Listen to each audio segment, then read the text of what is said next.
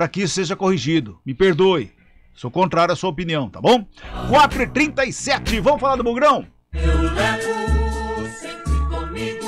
O Bugrão que empatou lá com o Tombense. Aliás, Tombense, eu já falei hoje aqui eu não sei se eu falei no CBN Esportes primeira edição, mas com o Guariz eu falei. Tombense tem 7 jogos, perdeu pro Sport 2-0, os outros 6 jogos foi 1-1. Todos eles, 1-1. Júlio Nascimento, informações do Bugre, Júlio. Amigos da CBN, o Guarani inicia mais uma semana na expectativa de anunciar o seu novo comandante. Pela segunda semana consecutiva, Benhur Moreira, o auxiliar fixo desde agosto de 2020, é quem inicia os trabalhos pensando no próximo compromisso contra a equipe do Vasco da Gama quinta-feira em Manaus. O Guarani, que segue na sua sequência, viaja a mais de 12 mil quilômetros. Primeiro, contra o Tombense. Agora enfrenta o Vasco em Manaus e termina a maratona no dia 25 contra a equipe do Sampaio Corrêa. São desafios para a comissão técnica, por enquanto comandada por Benhur Moreira. O que se sabe dessa busca do Guarani por um novo comandante? O Guarani quer um técnico que dê um choque de metodologia ao grupo de jogadores. Até cogitou, inclusive, seguir no mesmo perfil de Daniel Paulista, de Alan Aldi e Felipe Conceição. Depois mudou, buscou um técnico experiente como Jorginho Campos, Enderson Moreira, Marquinhos Santos, que também tem experiência em Série B e em Série A, mas o alto salário destes técnicos e também a possibilidade de 2 deles, no caso Jorginho e Marquinhos Santos, de trabalhar no exterior, acabou deixando um acordo mais distante. A palavra de ordem agora e os nomes sugeridos são de técnicos que conhecem o brinco de ouro, como Humberto Louser, Pintado, Marcelo Chamusca. Mas, por enquanto, nenhuma negociação avançada. No final de semana, consultas a Louser e também a Chamusca para um entendimento ainda mais específico e detalhado sobre a pedida salarial destes profissionais. Mas quem segue à frente da equipe, pelo menos nos treinamentos, é de fato Benhur Moreira. Ele, inclusive, tem 2 reforços para essa partida contra o Vasco. Diogo Matheus e Leandro Vilela cumpriram suspensão na última rodada, voltam a ficar à disposição. Eduardo Persson, João Vitor e Rodrigo Andrade seguem entregues ao departamento médico, são dúvidas para essa partida, e o Derlan, que também foi substituído com dores na partida contra o Tombense, será reavaliado nos próximos dias acompanhado de perto. O sistema defensivo é quem tem sofrido mais com essas ausências, com essas mudanças, com essas transformações, mas o Guarani agora foca mesmo antes em definir o novo técnico e depois pensar na escalação para enfrentar o Vasco. Esse Vasco motivado, inclusive, por vitórias importantes aí nas últimas rodadas, chegou ao G4. Então o Guarani tem muitos desafios nesses próximos dias. É um período muito curto, já que o time viaja com antecedência para Manaus. Então a diretoria, às pressas, entre hoje e amanhã, tenta definir o seu novo comandante, até para que esse profissional consiga ter tempo para trabalhar, para conhecer o elenco e de repente até participar desse jogo na Arena da Amazônia na quinta-feira às 9h30 da noite, claro, com transmissão da CBN. Muito bem, Guarani que está se mexendo em busca de um novo treinador. Aliás, tem para escolher agora, né? Os nomes aí tem para escolher o Guarani do que gosta, né? Ou do que prefere. Tem o Jorginho, que a gente já falou já desde o início, tem o Humberto Louser, tem o Chamusca, tem o Pintado. São treinadores que conseguiriam mudar a cara do Guarani como pretende a diretoria. E coincidência ou não, todos nomes que conhecem o Guarani. O Jorginho um pouco menos, por razões óbvias, mas claro que conhece, ele conviveu em Campinas em 2 oportunidades. Então quando você trabalha na ponte, você conhece muito bem o Guarani também. E do outro lado a mesma situação. E já teve conversas com a diretoria do Guarani. Logo quando ele saiu da ponte, exatamente, né? A diretoria do Guarani nunca negou que sempre foi fã. Essa administração do Ricardo sempre foi fã do trabalho do Jorginho. Acontece que na hora que você vai conversar, esses caras, né, poxa, eles têm um valor muito alto, né? E a gente sabe que o Guarani, apesar de estar num momento de reorganização, mas financeiramente também passa por problemas, né? O mundo não é tão maravilhoso assim como de repente às vezes a gente acha, né? Porque os resultados em campo estão acontecendo, tudo está tranquilo. Não, financeiramente o Guarani tem problemas, ainda arruma a sua casa, então não pode cometer loucuras, não pode cometer aventuras, mas chegou um momento em que alguma decisão precisa ser tomada. Nós conversávamos até semana passada, Cabela, e eu de certa maneira até entendi a diretoria em tentar dar um tempo para o Benhur.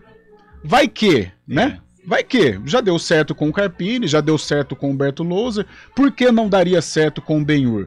Mas infelizmente a coisa parece que não está andando, mas não é culpa do Benhur, isso já vem, o Guarani não faz uma boa temporada, ou uma temporada semelhante à que fez ano passado, então tem problemas, realmente. Até agora não encaixou o time, não né? encaixou, a gente consegue, toda hora a gente enumera aqui as partidas que o Guarani fez, e poxa, quantas partidas o Guarani fez e a gente consegue enumerar as que ele conseguiu agradar. Então alguma coisa tem, desempenho de alguns jogadores tá muito abaixo, Júlio César tá mal, Lucão do Break perdeu posição, aí o torcedor pergunta, mas como que ele não coloca o Lucão do Break? Cara, o treinador não rasga a nota de 100. Ele não afasta um jogador, ele não vai afastar um jogador porque, não gosto dele. Não, ele afasta o jogador porque ele perdeu a posição no dia a dia, no treinamento.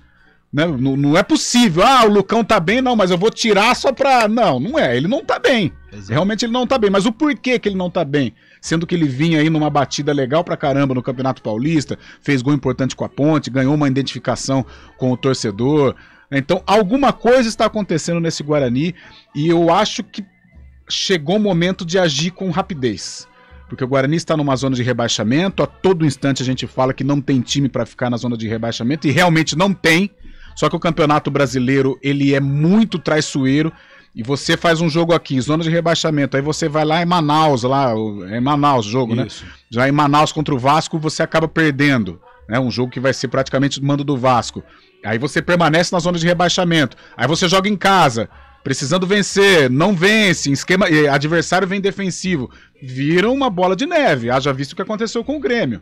O Guarani tem o Vasco, que é mando do Guarani, mas é em Manaus, e depois tem o Sampaio Correia lá no Maranhão. Então tem que tomar muito cuidado, eu acho que chegou o momento da diretoria agir, ou vai em busca de um profissional, ou tenta detectar esses problemas, alguma coisa está acontecendo dentro desse elenco, porque pela qualidade que tem, não é time pra ficar no G4 também. Ninguém tá aqui pra ficar iludindo o torcedor. Não é. Isso eu fico até satisfeito porque eu disse, não é time pra G4. Dependendo da situação do campeonato, encaixa 2, 3 jogos aí adquire uma pontuação interessante. Mas é posição de meio de tabela, não pra ficar no Z4. Então, chegou a hora da diretoria do Guarani agir, porque senão a coisa pode piorar. Mandar um abraço aqui pro Cícero, mandou o WhatsApp aqui pra nós. Boa tarde a você também, Cícero. Obrigado pela mensagem. Quem tá mandando mais mensagem aqui, deixa eu ver, é o Carlos, meu xará. Ele tá dizendo aqui, falou sim, acho que é em relação ao corintiano lá, o Rafael Ramos, o lateral, que tá sendo acusado de injúria racial. Falou sim, e o perito falou que falou também. Apito amigo para o São Paulo ontem, vergonha, hein, Cristiano de Sumaré? Ô, louco, deixa eu ver. Não, foi o Cristiano que mandou. O Cristiano que mandou. Não, para com isso, Cristiano. Vergonha ontem, o Cristiano tá mandando aqui. O que é isso, hein, gente? Verdade também achei que não foi pênalti, não. O Carlão também achou que não. Boa tarde, boa semana. O recurso deveria se chamar SVAR. SVAR. Será que vale a pena rever? A galera é criativo, né? Bem criativo. Cabela, boa tarde. No mês passado, o Rogério Ceni deu uma entrevista dizendo que o São Paulo estava atrás de um grande reforço. Seria arbitragem? Contra o Santos e Cuiabá, a arbitragem errou grosseiramente. Será que era isso que ele estava se referindo? Quem que mandou essa mensagem aqui? Deixa eu ver. Foi o Saulo Carvalho. Ô, Saulo, não sei, Saulo, não sei. O Japão lá de Limeira, boa tarde. Tá mandando aqui uma sugestão para o Bugre.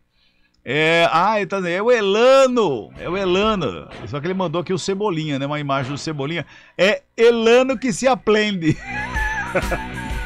Hoje o pessoal tá empolgado, hein? Tá muito. Conversa, Carlão. Deixa eu ver quem que mandou essa daqui. Conversa, Carlão. Deixa eu ver quem que mandou aqui. O Hernandes mandou aqui. Conversa, Carlão. Isso é coisa do Michel Alves. O Lucão deve ter peitado todo mundo. Mas se ele peitou, se ele peitou todo mundo, mas continuar jogando bem, não tem problema. O cara, quando é bom de bola, pode ser o mais bravo que for. Você é dessa geração, eu sou da geração do São Paulo de Tele Santana, e o Tele sempre foi enérgico, né? Sempre enérgico, né? Então, certa feita, o Miller cometeu uma uma indisciplina? O Miller foi afastado ou não? O Tele Santana, austero, bravo. O Romário foi afastado de alguma maneira? É, O Edmundo. então não adianta. O cara, quando é bom. Se o Lucão estivesse rendendo aquilo que a gente sabe que ele tem potencial pra render, ele poderia ter peitado o Michel Alves, porque ele seria mantido. Se você acha que o cara ia brigar com a torcida, ele não tá jogando, ele não tá. Agora, o porquê que ele não está rendendo, né? Exatamente, tem que ter um porquê aí. 4h48, intervalo, a gente volta já já.